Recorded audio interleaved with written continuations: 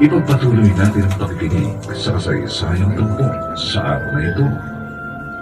Sa kanyang panahon. Sampal, Jerry, ha?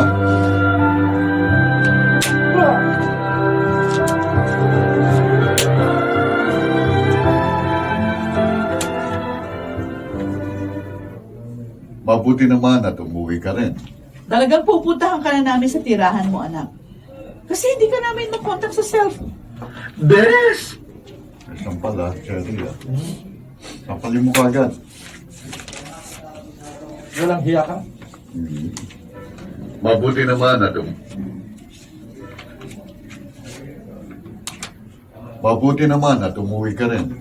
Talagang pupuntahan ka na namin sa tirahan mo, anak. Kasi hindi ka namin makontak sa cellphone mo. Sorry po. Mama, Papa. Ano ba kasi ang nangyari? Kailan ang graduation mo? Oo nga. Si Violi gumraduate na kahapon. Meron ng trabahong nakaabang sa kanya. May mapapasukan na siya. Ayaw magpahinga ng kakambal mo. Eh, ikaw, kailan ang graduation mo? Bakit ka? Umiyak ka ba, Valerie?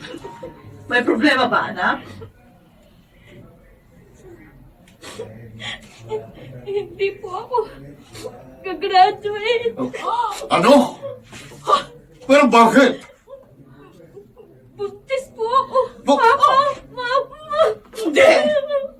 Nagbibiro ka lang, anak. Sabihin mo, Valerie! nagbibiro ka lang.